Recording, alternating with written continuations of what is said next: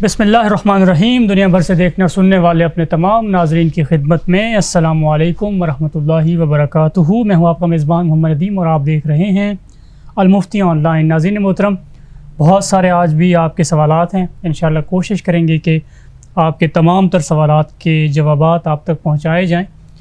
उससे पहले एक दरख्वास्त है, व्हाट्सएप नंबर आप इस वक्त स्क्रीन के ऊपर देख रहे हैं जी, उसके ऊपर अपना सवाल भेजिए, अपना नाम और अपना इलाका ज़रूर उसमें मेंशन करें। इंशाअल्लाह कोशिश होगी कि आपका जो सवाल है उसको ज़रूर शामिल किया जाए। नाज़रीन मोहतरम, हमारी शरई रहनुमाई की वाहिद हेल्पलाइन अल-मुफ्ती ऑनलाइन, जिसके ऊपर बड़े मोतमद और मुस्तनद मुफ्तान कराम आपकी रहनुमाई करते हैं माशाअल्लाह। कोशिश कीजिए जो सवाल आप भेज रहे हैं उसकी अगर वॉइस नोट है तो वो 40 से 50 सेकंड उसको रखिए। अगर आप तारीर भेज रहे हैं तो उसको भी टू द पॉइंट मुख्तसर रखें और अपना इलाका नाम ज़रूर उसमें मेंशन करें।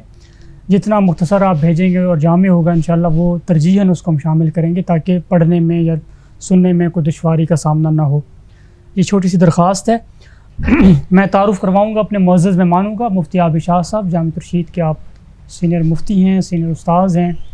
हमारे दूसरे मुअज़्ज़ज़ मेहमान मुफ्ती सैफुल्लाह साहब उस्ताज़ुल हदीस हैं जी, जामिया तुरशीद के सीनियर मुफ्ती हैं और हमारे दोनों हज़रात इस प्लेटफॉर्म से एक अरसे से माशाअल्लाह मुंसलिक हैं। आप उनसे रहनुमाई लेते हैं। पहला सवाल जाएगा मुफ्ती आबिद शाह साहब की तरफ और सवाल है कि मुफ्ती साहब, स्टेट एजेंट हूँ, बैंक में मुलाजिम जो मकान ख़रीदते हैं, बैंक लीजिंग पर उनका सौदा करवाता हूँ, तो उसमें जो कमीशन होती है वो मैं ले सकता हूँ? बिस्मिल्लाहिर्रहमानिर्रहीम, नहमदुहु व नुसल्ली व नुसल्लिम अला रसूलिल करीम। जी, कमीशन एजेंट जो किसी का सौदा तय करवाता है जी, तो और उस पर वो एक तयशुदा कमीशन ले सकता है शरअन, लेकिन उसके लिए ये ज़रूरी है कि वो किसी जायज़ सौदे में ही वास्ता बने। अच्छा। अगर कहीं पर एक सौदा नाजायज़ तरीक़े से हो रहा है और ये उसमें वास्ता बनेगा तो ये एक तरह से नाजायज़ काम में ताउन लाजिम आएगा जो कि शरअन जायज़ नहीं है। ठीक। इनका सवाल बैंक के हवाले से है तो बैंक दोनों किस्म के हैं। एक तो गैर सूदी बैंक हैं, उनसे जो लोग मकान वगैरह का सौदा करते हैं वो शरई उसूलों के मुताबिक होता है, लिहाजा ये अगर उसमें वास्ता बनते हैं तो उसमें शरअन कोई हरज नहीं। अलबत्ता अगर ये किसी कन्वेंशनल बैंक के थ्रू कोई मकान ख़रीदता है और ये उस सौदे में वास्ता बनते हैं तो चूँकि कन्वेंशनल बैंक का जो मामला होता है वो सूदी शराइत पर मुश्तमिल होता है और जायज़ मामला नहीं होता, तो इसलिए इनके लिए भी उसमें वास्ता बनना और उस पर कमीशन लेना भी जायज़ नहीं होगा। जायज़ नहीं होगा। बहुत शुक्रिया, उम्मीद है आपको जवाब मिल चुका होगा। अगला सवाल ऑडियो है, मुफ्ती साहब से रहनुमाई लेंगे।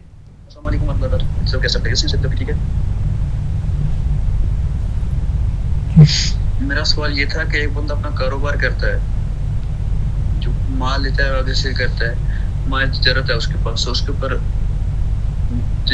ज़कात लाज़िम होगी।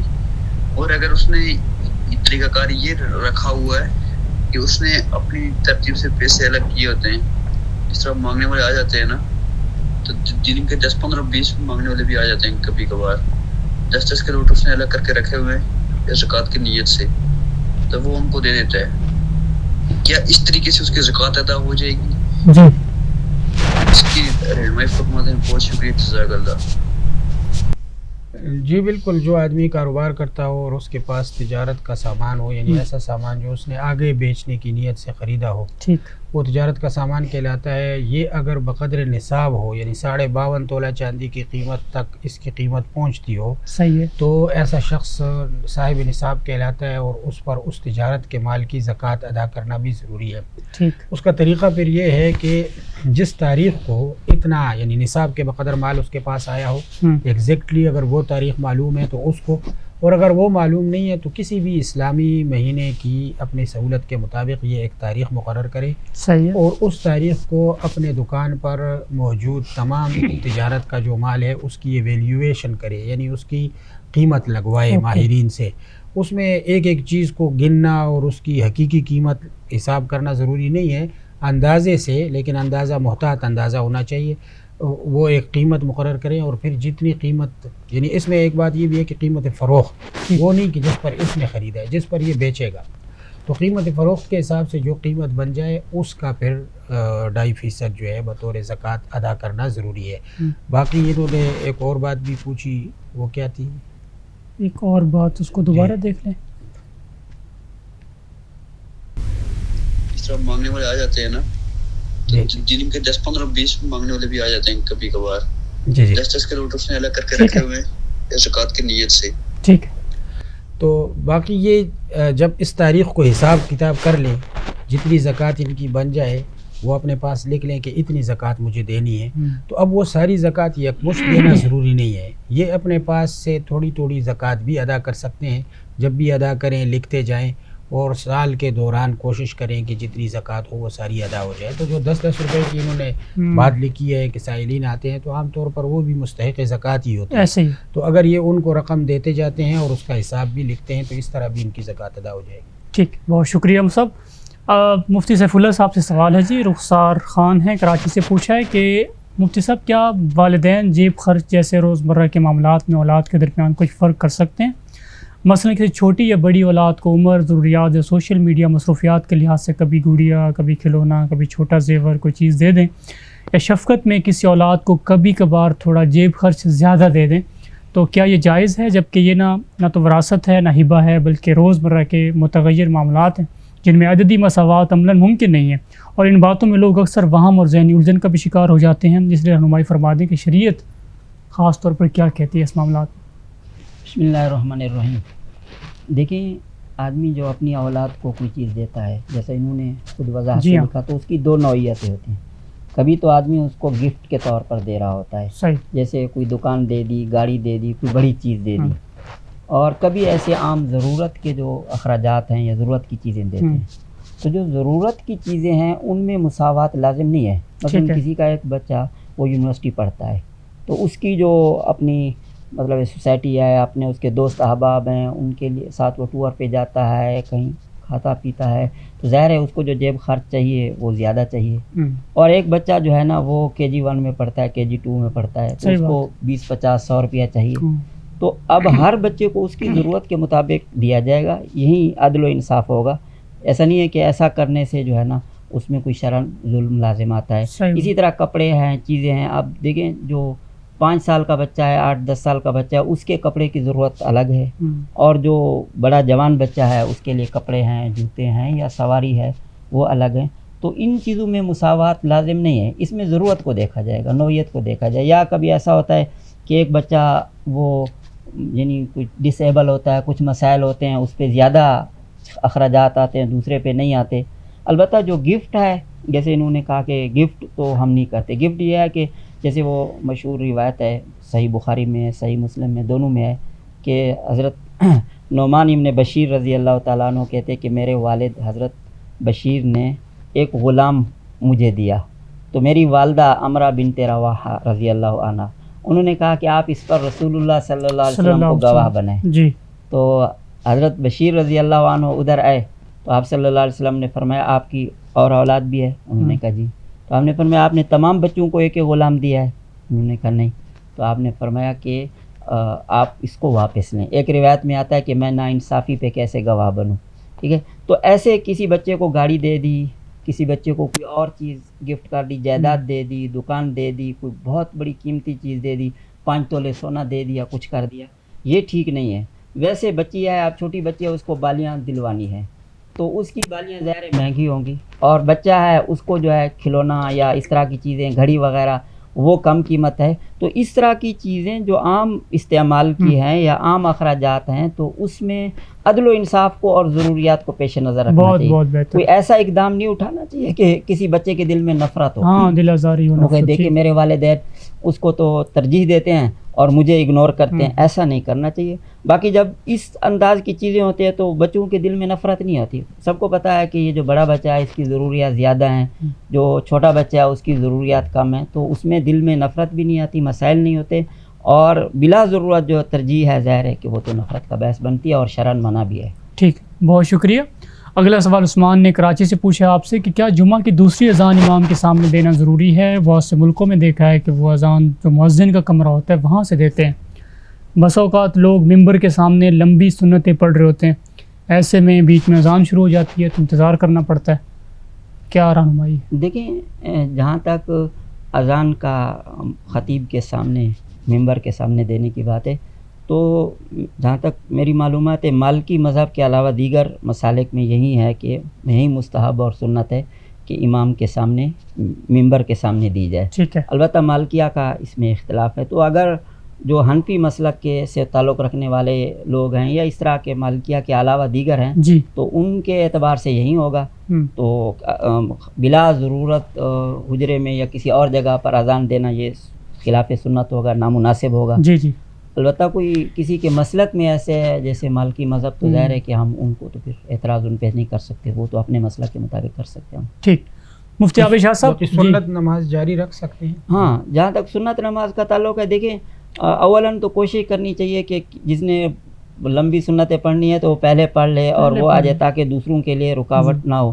لیکن اگر کبھی کبھار ایسا ہو گیا کہ بسا اوقات ایسے لوگ ہوتے ہیں جو بالکل بیٹھ جاتے ہیں اور نماز لمبی کر دی, تو 1 آدھ منٹ تاخیر بھی کی جا سکتی ہے. اور ویسے اگر اس سے ہٹ کر جو ہے نا وہ اذان دے دی جائے تو بھی مسئلہ نہیں. میرے خیال میں سنتوں میں کوئی بہت اتنا مسئلہ نہیں ہوتا, 1 آدھ منٹ عوام کو سمجھایا بھی جا سکتا ہے, سمجھایا بھی جا سکتا ہے تو اس کو. ٹھیک, بہت شکریہ. مفتی عابد شاہ صاحب آپ سے سوال ہے کہ گھاس ہو یا چارہ ہو جو ہم اگاتے ہیں تو اس کا عشر کتنا بنتا ہے؟ جی یہ گھاس یا چارے پر عشر آتا ہے یا نہیں آتا, تو اس میں یہ تفصیل ہے کہ اگر عشر کا اصول یہ ہے کہ عشر مقصودی پیداوار پر آتا ہے. اگر ایک آدمی نے گندم یا کوئی اور ایسی فصل اگائی ہے کہ جس میں ضمناً طبعاً خود بخود کوئی چارہ اگایا ہے, گھاس اگائی ہے جیسے کہ عام طور پہ ہوتا ہے, تو اس گھاس پر تو کوئی عشر نہیں ہے.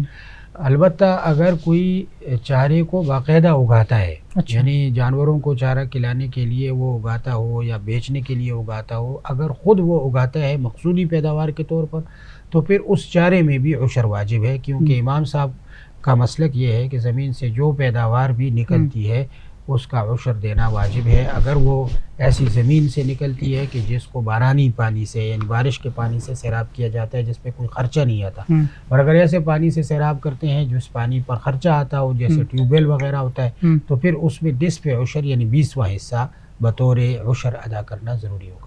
ٹھیک, بہت شکریہ جی.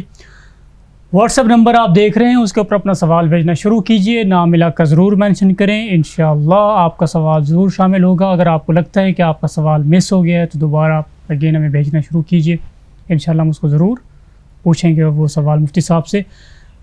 مفتی صاحب, جرابوں کے اوپر مسح, اس کو ذرا رد کر دیں دلائل کے ساتھ. رد ہی کرنا ہے, رد ہی بولا ہے. دیکھیں جرابوں پر مسح کرنے کے بارے میں یہ تفصیل ہے کہ حدیث شریف میں جوربین پر مسح کا ذکر ہے, اور ہمارے محدثین نے بھی اس پر باب قائم کیا ہے, باب المسح علی الجوربین. لیکن عربی زبان میں جورب کا اطلاق وہ خفین پر بھی ہوتا ہے, یعنی جو چمڑے کے موزے ہوتے ہیں ان پر بھی ہوتا ہے. تو شرعی مسئلہ یہی ہے کہ جو چمڑے کے موزے ہوں, پورے چمڑے کے ہوں, یا ایسے جرابیں کہ جن کے اوپر چمڑا چڑھا ہوا ہو جس کو مجلدین کہتے ہیں, یا کم از کم نچلا تلوا اس کا چمڑے والا ہو اس کو منعلین کہتے ہیں, یا وہ جرابیں ہوں لیکن وہ اتنی موٹی ہوں کہ ان کے اندر 3 شرطیں پائی جاتی ہوں. ایک تو یہ ہے کہ ان کے اوپر پانی ڈالا جائے تو وہ اندر نہ جائے, ان کو پہن کر چلا جا سکے 3 میل, یا وہ پنڈلی پر خود بخود کھڑی رہ سکتی ہوں اپنے موٹے ہونے کی وجہ سے, اور کسی ربڑ وغیرہ کی وجہ سے نہیں, تنگ ہونے کی وجہ سے نہیں. تو یہ شرائط ہیں. اگر یہ شرائط کسی جراب میں موجود ہیں تو وہ ہمارے نزدیک موزے کے حکم میں ہے اور اس پر بھی مسح کیا جا سکتا ہے. جہاں تک کپڑے کی اونی یا نیلون کی جو جرابیں ہیں ان پر مسح کرنا جائز نہیں ہے. اور یہ جو احادیث ہیں جن میں جوربین کا ذکر ہے تو ہمارے نزدیک اس سے مراد وہی جوربین ہیں جن میں یہ شرائط پائی جاتی ہوں, اور یہ تشریح ہمارے ائمہ نے اپنی طرف سے نہیں کی ہے. ظاہر ہے کہ یہ دین نقل سے آیا ہے, تو صحابہ و تابعین نے جوربین سے یہی مراد لی ہے. چنانچہ حضرت حسن بصری اور سعید بن المسیب کا اثر ہے کہ یجوز المسح علی الخفین اذا کانا سخینین, کہ علی الجوربین اذا کانا سخینین, کہ جوربین پر مسح تب جائز ہے جب کہ وہ سخینین ہو, یعنی موٹے ہوں. تو یہ شرائط صحابہ و تابعین کے آثار سے ثابت ہیں. اور دوسری ایک اصولی بات جو عام طور پہ نہیں سمجھی جاتی ہے اور اس قسم کے دلائل کا مطالبہ کیا جاتا ہے وہ یہ ہے کہ دیکھیں قرآن پاک میں تو وضو کے اندر پاؤں کو دھونے کا حکم ہے, مسح کا تو کوئی ذکر قرآن پاک میں نہیں ہے. اور حدیث شریف سے قرآن پاک پر اضافہ یا قرآن پاک کو منسوخ کرنا یہ تبھی صحیح ہوتا ہے جب کہ کوئی حدیث متواتر موجود ہو. اب جو موضوع پر مسح کا حکم ہے یہ تو اس کی روایات تو تواتر تک پہنچی ہوئی ہیں, لیکن جرابوں سے متعلق جو احادیث ہیں وہ اس کے بارے میں اس میں کوئی اختلاف نہیں ہے کہ وہ متواتر نہیں ہیں. تو اس لیے وہ اخبار احاد ہیں. ان اخبار احاد کا جب یہ محمل بھی متعین کیا جا سکتا ہے جو قرآن کے اور متواتر احادیث کے ساتھ تطبیق منطبق ہوتا ہو تو ہم اس کی تطبیق کرتے ہیں. اور یہ بھی تشریح کا ایک طریقہ ہے. اگر آپ ایک لفظ حدیث شریف میں آتا ہے اور اس کا سطحی اور سرسری معنی مراد لے سکتے ہیں تو ہمیں کیوں یہ حق نہیں ہے کہ ہم احادیث متواترہ کی روشنی میں اس کی ایسی تشریح کریں کہ اخبار احاد اور متواترہ اور قرآن میں کوئی تعارض نہ ہو. زبردست, تو یہ ایک خلاصہ, یہ بڑی زبردست بات آپ نے فرمائی ہے بیان جی, بہت شکریہ. اگلا سوال آپ ہی سے ہے کہ کسی جامع مسجد میں اگر کوئی دوسری جماعت بندہ کروا لے تو ہو جائے گی, حکم کیا ہوگا؟ دیکھیں جامع مسجد ایسی جس کا امام و مؤذن مقرر ہو, اس کے نمازی جو ہے مقرر ہو اور 5 وقتہ جو جماعت کی نماز ہے اس میں ہوتی ہو, تو اس کے اندر دوسری جماعت مکروہ ہے. حضرت امام ابو یوسف رحمہ اللہ کی ایک روایت بلا شبہ کتابوں میں ذکر ہے کہ اگر دوسری جماعت پہلی جماعت کی ہیئت پر نہ ہو تو ایسی صورت میں دوسری جماعت کی گنجائش ہے, مثلا اس سے ہٹ کر پیچھے کی جائے. لیکن حکیم الامہ حضرت تھانوی رحمۃ اللہ علیہ نے فرمایا کہ یہ جو روایت ہے اگر یہ اس پر عام فتویٰ دے دیا جائے تو نہ صرف یہ کہ لوگوں میں دوسری پہلی جماعت کی اہمیت کم ہوگی اور اس میں وہ کوتاہی کریں گے, تو اس لیے اس پر عام فتویٰ نہیں دیا جائے گا. اسی طرح امداد الاحکام میں مولانا ظفر احمد عثمانی صاحب نے بھی فرمایا. البتہ کبھی اس طرح ہوتا ہے کہ راستے کے قریب مسجد ہوتی ہے, وہاں سے عام طور پر مسافر آ جا رہے ہوتے ہیں تو وہ مسجد طریق کے حکم میں ہے. وہاں پر اگر اس طرح امام یوسف رحمہ اللہ کے قول پر عمل کرتے ہوئے کوئی صحن میں, برآمدے میں اور پہلی جماعت کی جگہ سے ہٹ کر دوسری جماعت کراتا ہے, جیسے کہ تبلیغی جماعت کے جماعتیں بعض اوقات اس طرح راستوں سے گزرتی ہے, تو اس کی شرعاً گنجائش ہے. بہرحال محلے کی جو مسجد ہوتی ہے اس کے اندر دوسری جماعت کی گنجائش نہیں ہے, یہ مکروہ ہے. بہت شکریہ جی. مفتی سیف اللہ صاحب کی طرف جائیں گے. مفتی صاحب, ولی اللہ کے مزار کو چومنا یہ کیسا ہے؟ دیکھیں, اولیاء اللہ کے مزار کو نہیں چومنا چاہیے, ٹھیک ہے. مطلب اس میں علماء کرام کے جو فتاویٰ ہیں, آراء ہیں, بالکل واضح ہیں. مفتی صاحب لوگ تو سجدہ کر لیتے ہیں. میں بتا رہا ہوں, بریلوی مکتب فکر کے بھی مولانا احمد رضا خان فاضل بریلوی, اچھا, انہوں نے فتاویٰ رضویہ میں لکھا ہے کہ اولیاء اللہ کی قبور کے قریب نہیں جانا چاہیے, انہیں بوسہ نہیں دینا چاہیے, بلکہ ان سے کچھ ہاتھ 4-6 ہاتھ پیچھے کھڑے ہونا چاہیے. یہ ادب کے خلاف ہے کہ آپ اس کو قریب جائیں, بوسہ دیں. تو انہوں نے اور دیگر ان کے اپنے لوگوں نے مطلب ہے کہ اولیاء اللہ کے قبور کے لیے تو بالتاکید کہا ہے کہ یہ ان کی شان کے موافق نہیں ہے کہ آپ جا کر ان کی قبر کو بوسہ دیں. تو اس لیے قبور کو بوسہ نہیں دینا چاہیے. دوسرے نمبر پر جہاں تک سجدے کا تعلق ہے, یہ جو آپ بات کریں تو بہت مستند ہے نا ان کے. ہاں بالکل, فتاویٰ رضویہ میں موجود ہے. اور اسی طرح دوسرا بھی پیر نصیر الدین صاحب, ان کی ایک کتاب ہے وہ اپنا قبور کی اس کے لیے مطلب آداب پر, تو اس میں انہوں نے پیر مہر علی شاہ رحمہ اللہ کے حوالے سے نقل کیا کہ پیر مہر علی شاہ صاحب بھی یہی کہتے ہیں کہ قبروں کو بوسہ نہیں دینا چاہیے, اولیاء اللہ کی قبور سے فاصلے پر رہنا چاہیے. اور پھر انہوں نے اس کے بعد اسی کتاب میں لکھا, کہہ رہے ہیں کہ میں پیر صاحب سے, پیر مہر علی شاہ رحمہ اللہ سے بھی بڑے آدمی کا حوالہ پیش کرتا ہوں, شاہ عبدالحق محدث دہلوی رحمہ اللہ کا. شاہ عبدالحق محدث دہلوی نے اشیاۃ اللمعات جو ان کی مشکات کی شرح ہے, تو اس میں انہوں نے لکھا ہے کہ اولیاء اللہ کی قبور کو بوسہ نہیں دینا چاہیے, ان کے فاصلے پہ رہنا چاہیے. یعنی جو یہ حضرات تقریباً تینوں حضرات کی عبارت ایک جیسی ہے. تو اور بھی جو محققین ہیں تو وہ یہی کہتے ہیں, مطلب ایسا نہیں ہے کہ کوئی خاص مکتب فکر ہے وہ کہہ رہا ہے کہ بزرگوں کی قبروں کو وہ نہیں دینا چاہیے, بوسہ نہیں دینا چاہیے. یہ تو باقی جو لوگ پڑھے لکھے نہیں ہوتے, ان کو تعلیم نہیں ہوتی, علم نہیں ہوتا, تو وہ پھر اپنی طرف سے رسوم رواج چیزیں کر رہے ہوتے ہیں. دوسرا, قبر کو بوسہ دینے کے بارے میں, اپنا سجدہ کرنے کے بارے میں تو مولانا احمد رضا خان صاحب نے بھی لکھا ہے کہ قبر کو اگر کوئی ویسے سجدہ دیتا ہے تو وہ تو شرک ہے، حرام ہے، اگر تعظیماً سجدہ کرتا ہے تو بھی حرام ہے. یعنی جیسے سجدہ عبادت والا ہوتا ہے وہ تو شرک ہے، اور تعظیماً سجدہ کرنا وہ حرام ہے. جب آدمی بوسہ دے گا تو دیکھنے والے کو لگے گا شاید یہ سجدہ کر رہا ہے، سجدے کی سی کیفیت. اور تو اس طرح کی جو چیزیں ہیں ان میں جو لوگ پڑھے لکھے نہیں ہوتے وہ ان کو انا کا مسئلہ بنا لیتے ہیں، کوئی مسئلہ کی شناخت بنا لیتے ہیں. پڑھے لکھے بیان نہیں کرتے. اور جو پڑھے لکھے ہوتے ہیں یا بڑے، جیسے میں نے حوالے دیے مولانا احمد رضا خان صاحب کا، پیر مہر علی شاہ صاحب کا، یا اس طرح شاہ عبدالحق محدث ذیلوی، ان کو بھی یہ حضرات کافی مانتے ہیں، ان کا بڑا نام، ان کی کتابیں اور اشیاء اللامات کو خاص طور پر اس کا وہ کرتے ہیں. تو ان سب حضرات نے یہی لکھا، اس لیے قبور کو، اولیاء اللہ کی قبور کو بوسہ نہیں دینا چاہیے.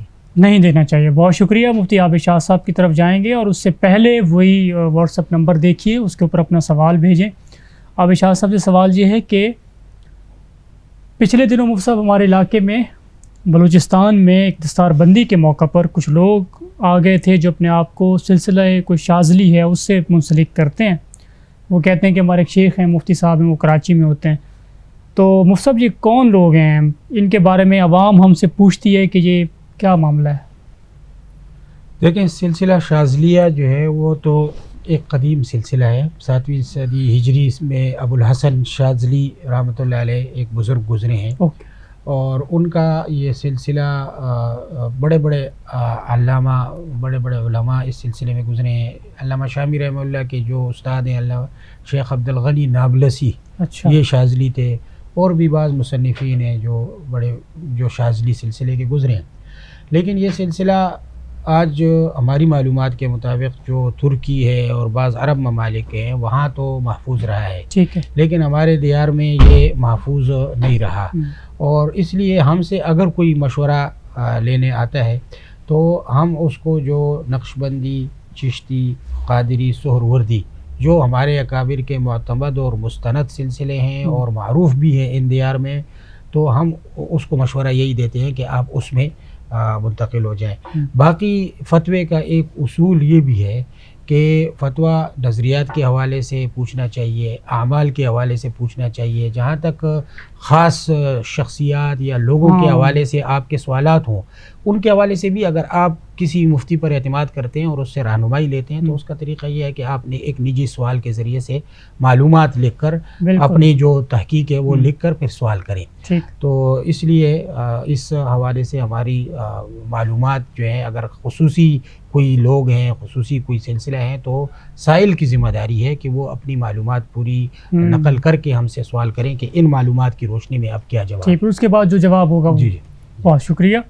اگلا سوال مفتی سیف اللہ صاحب آپ سے ہم کریں گے، اور سوال یہ ہے کہ کو ایجوکیشن، مخلوط تعلیم، اس حوالے سے کیا ہمارے علماء کا فتویٰ ہے، کیا کہتے ہیں؟ دیکھیں، جہاں تک چھوٹے بچے ہیں، جیسے 7-8 سال کے بچے بچیاں ہیں، وہ مدرسے میں بھی، مکتب میں بھی پڑھ رہی ہوتی ہیں اور اسکول میں بھی پڑھ رہے ہیں، تو وہ تو ٹھیک ہے. لیکن جو بالغ بچے اور بچیاں ہیں یا قریب البلوغ ہیں، بڑے ہیں، 9-10 سال، 11 سال، تو پھر ان کے الگ ادارے ہونے چاہیے. ٹھیک، حکومت کی بھی ذمہ داری ہے کہ وہ جو بڑے بچے ہیں، بچیاں ہیں، ان کے الگ اسکولز، کالجز، یونیورسٹیاں الگ الگ کریں، اور معاشرے کی بھی ذمہ داری ہے کہ وہ اس سلسلے میں کوشش کرے. تو کوشش تو یہی ہونی چاہیے کہ الگ الگ سسٹم ہو، لڑکیوں کو خواتین پڑھائیں اور لڑکوں کو مرد پڑھائیں. ٹھیک، لیکن ظاہر ہے کہ ہمارے یہاں ابھی تک اتنا سسٹم پوری طرح سے ڈیولپ نہیں ہے، بہت وہ ہیں.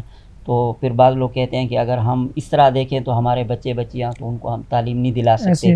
تو پھر ایسی صورتحال میں جہاں ناگزیر ہو تو پھر کوشش کرنی چاہیے کہ ظاہر ہے کہ بچیاں جب کالج میں، یونیورسٹی میں جب بھی جائیں تو وہ پورے پردے کا اہتمام کریں. اس سے تو ان کو کوئی منع نہیں کرتا، پردے کا اہتمام کریں. اور اگر پاسبل ہو، ممکن ہو، تو لڑکیاں لڑکے الگ بٹھا کر ان کے درمیان میں کوئی رکاوٹ، وہ کوئی پردہ ہو، ایسی چیز ہو. اور اگر ظاہر ہے کہ مطلب ان بچے بچیوں کے ہاتھ میں تو سسٹم نہیں ہوتا، یا ایک آدمی کے ہاتھ میں تو نہیں ہوتا، تو ایسا بھی ممکن نہ ہو تو پھر کم از کم اپنے بس میں جس قدر ہے کہ جو بچیاں ہیں وہ لڑکوں کے ساتھ اختلاط نہ کریں، ہاں، لڑکے لڑکیوں کے ساتھ نہ کریں، نگاہیں اپنی پست رکھیں. اگر بچیوں کے لیے کوئی میل ٹیچر ہے تو وہ اس کے ساتھ صرف اپنی کلاس کی حد تک ان سے تعلق رکھیں, سوال کریں, زیادہ وہ نہ کریں, گھلے ملے نہیں.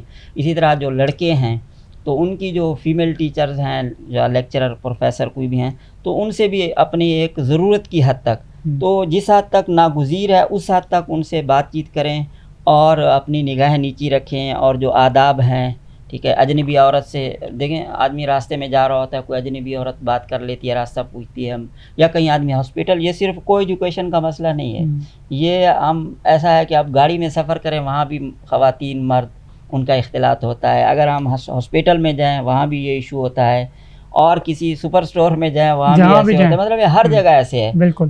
شاید پہلے کسی دور میں ایسا ہوتا ہوگا کہ تعلیمی اداروں تک یہ خاص ہوگا, اس لیے لوگ اسی کو ہائی لائٹ کرتے ہیں. یہ جو اختلاط ہے یہ تو ہر جگہ پر ہے, بلکہ سپر سٹور وغیرہ میں تو بالکل ایسے بسا اوقات مشکل ہوتا ہے کہ سیڑھی پہ اور لفٹ میں خواتین بھی ہیں مرد بھی ہیں. تو ایسے موقعوں پر بس یہی ہے کہ قل للمؤمنین یغضوا من ابصارہم ویحفظوا فروجہم, اسی طرح خواتین کے لیے قل للمؤمنات یغضضن من ابصارہن ویحفظن فروجہن. تو اپنی کوشش کرنی چاہیے. باقی اپنے سسٹم کو بہتر کرنے کے لیے ہم میں سے جو بندہ جتنا کردار ادا کر سکتا ہے اس کو کردار ادا کرنا چاہیے. تو جب ہم سارے مل کر کوشش کریں گے تو یہ کوئی ایسی ناممکن چیز نہیں ہے, ایسی ناگزیر چیز نہیں ہے کہ اس کو وہ اپنا محال چیز نہیں ہے کہ اس کو نہ کیا جا سکے. تو ہم کوشش کریں گے تو انشاءاللہ اس میں بہتری آ جائے. انشاءاللہ. بہت شکریہ. آخری سوال آج کی نشست کا مفتی عابد شاہ صاحب سے ہے کہ مفتی صاحب, ہمارے ایک اسکول میں کچھ ملازمین نے بینک سے 6 لاکھ روپے کم و بیش قرض لیا کچھ سال کے لیے, اور تنخواہ سے ماہانہ کٹوتی ہوتی ہے. اب ان سے بینک والے 8 لاکھ وصول کریں گے, تو یہ سود ہے, اور اگر سود ہے تو ان ملازمین سے تعلقات دعا سلام رکھنا یہ کیسے؟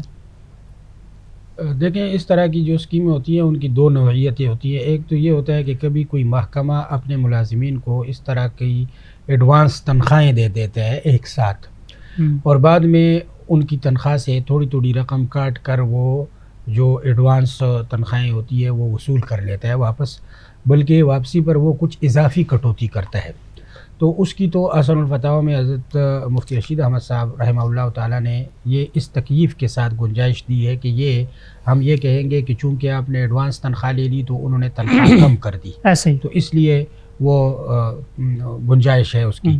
لیکن دوسری صورت اس اسکیم کی یہ ہوتی ہے کہ محکمہ کسی سودی بینک کو درمیان میں لے آتا ہے کہ وہ بجائے اس کے کہ اپنے پاس سے ایڈوانس تنخواہیں اپنے ملازم کو دے, بلکہ وہ کسی بینک سے ایک سودی لون دلوا دیتا ہے اس کو, اور اس لون پر پھر جو تنخواہ سے وہ کٹوتی کر کے وہ لون ادا کیا جاتا ہے, تو اس میں اضافی کٹوتی جو ہے وہ لون پر سود بن جاتی ہے. تو اس لیے وہ پھر اسکیم جائز نہیں ہوتی.